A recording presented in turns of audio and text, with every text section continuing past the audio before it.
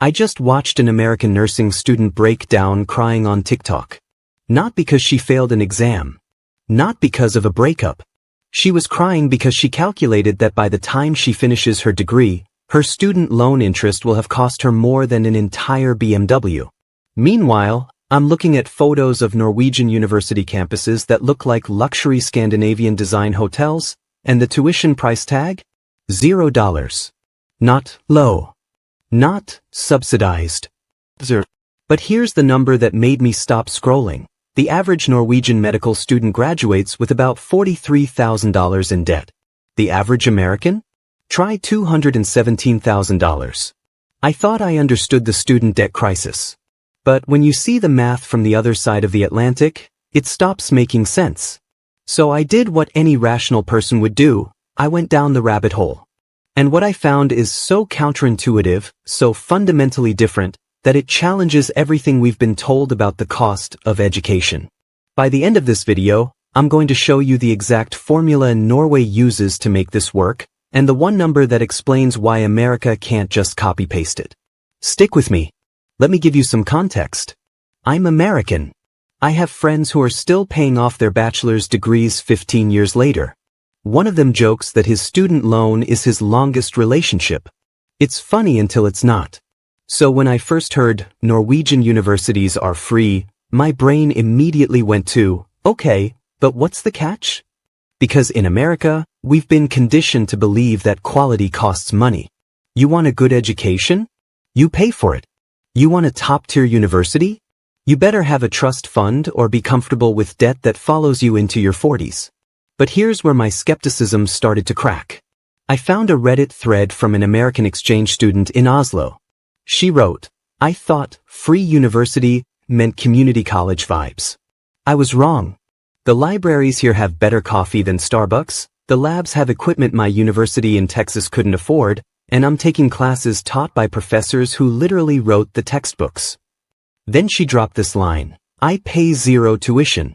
My Norwegian classmates pay zero tuition.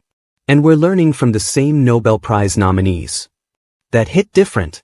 So I started digging. And the first thing I learned is that when Norwegians say free, they mean it, at least for Norwegian and European students. No tuition for bachelor's degrees. No tuition for master's degrees. No tuition for PhD programs at public universities. If you're a Norwegian, EU, or EA citizen and you're admitted, you're in, without a price tag.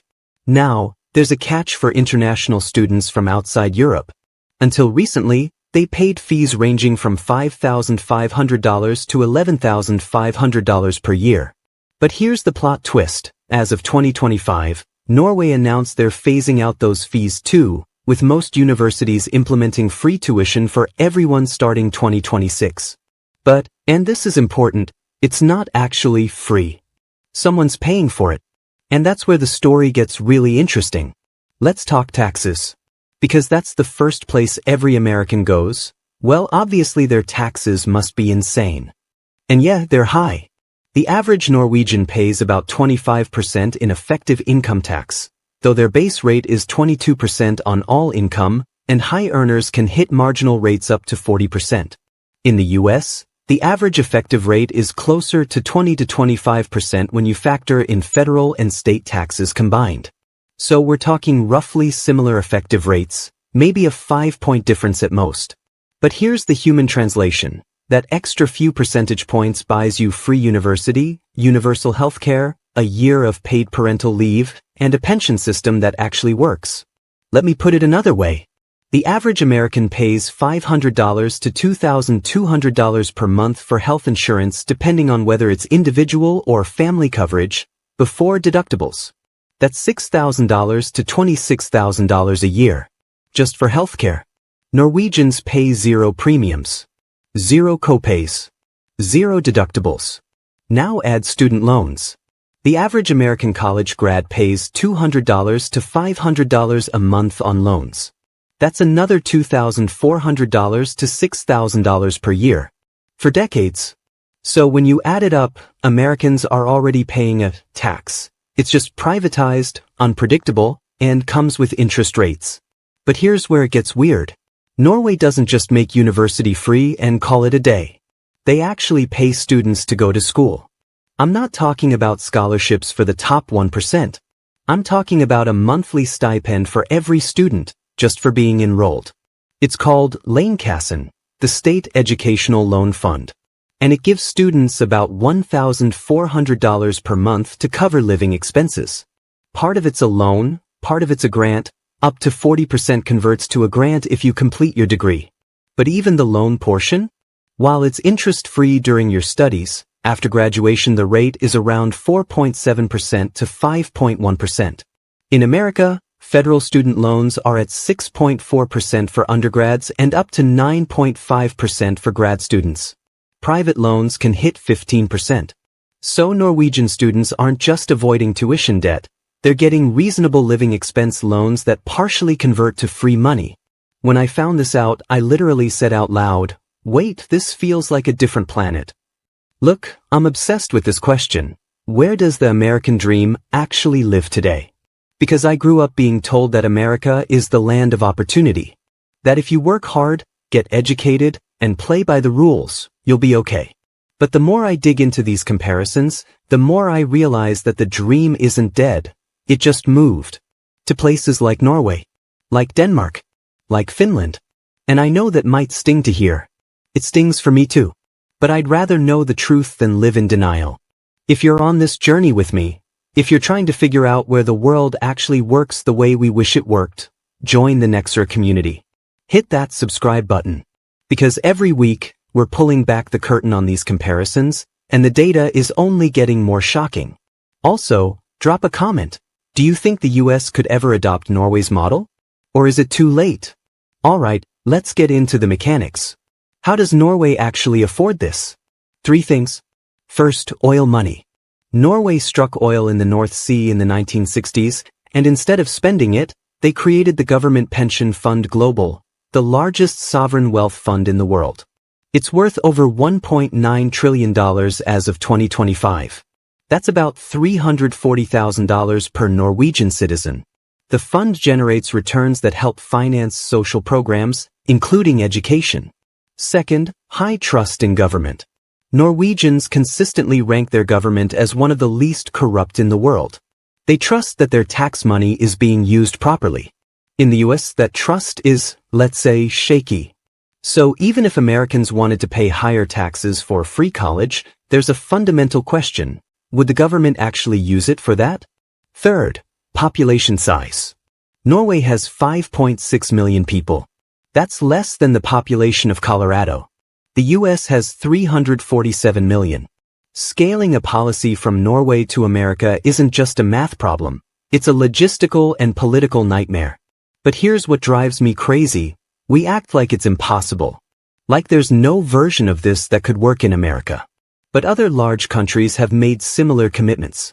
Germany offers completely tuition-free public universities for everyone, including international students. France charges minimal fees, under $400 a year for EU students and under $4,000 for non-EU students. Even Brazil offers free public universities for citizens, though admission is highly competitive. These aren't utopian fantasies, they're functioning systems. So the question isn't, can it be done? The question is, do we want it badly enough? But here's the part that broke my brain. Norwegian students graduate with less debt, better job prospects, and higher starting salaries than their American counterparts. You'd think they'd be thrilled, right? Wrong.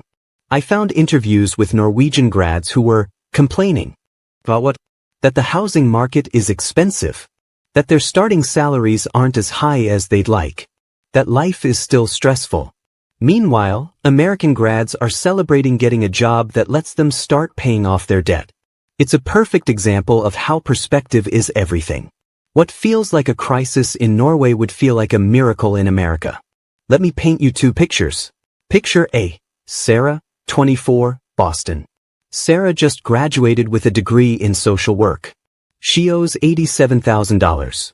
Her starting salary is $48,000 a year. After taxes, rent, and loan payments, she's living paycheck to paycheck. She can't afford to move out of her parents' house. She's putting off having kids because she can't imagine adding childcare costs on top of everything else. She jokes that she'll pay off her loans around the time she retires. Picture B. Ingrid, 24, Oslo. Ingrid just graduated with the same degree. She owes $43,000. Money she borrowed for living expenses through Lånekassen, and 40% of it was converted to a grant she never has to repay. Her starting salary is $60,000 a year. After taxes, she's living in a small apartment in the city. She's saving for a trip to Japan next year. She's stressed about work-life balance, but she's not stressed about survival. Same degree. Same age.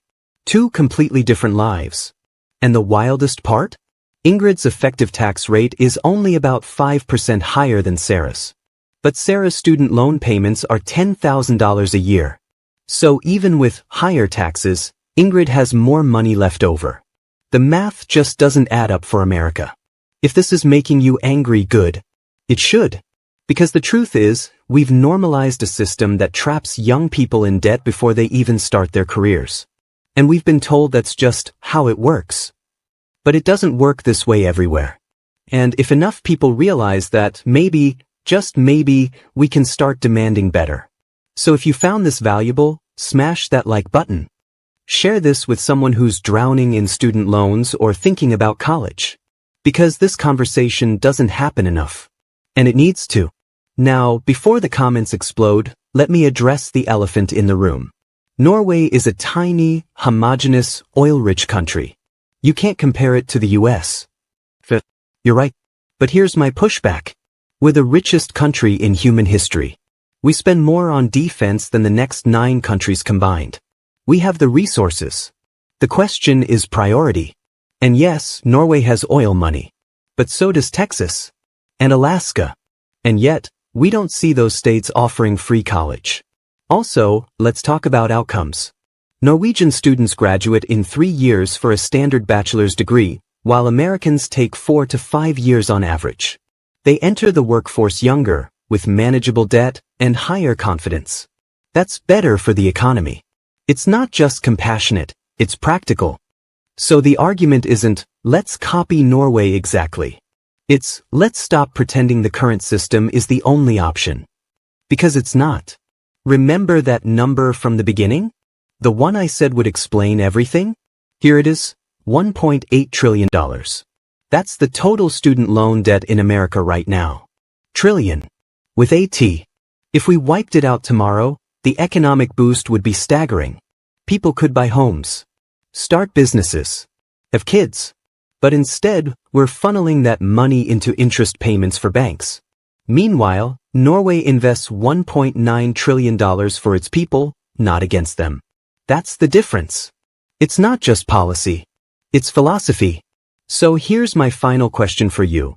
What would your life look like if education was treated as a right, not a product? Drop your answer in the comments. Because I think we're afraid to even imagine it. Thanks for watching. I'll see you in the next one.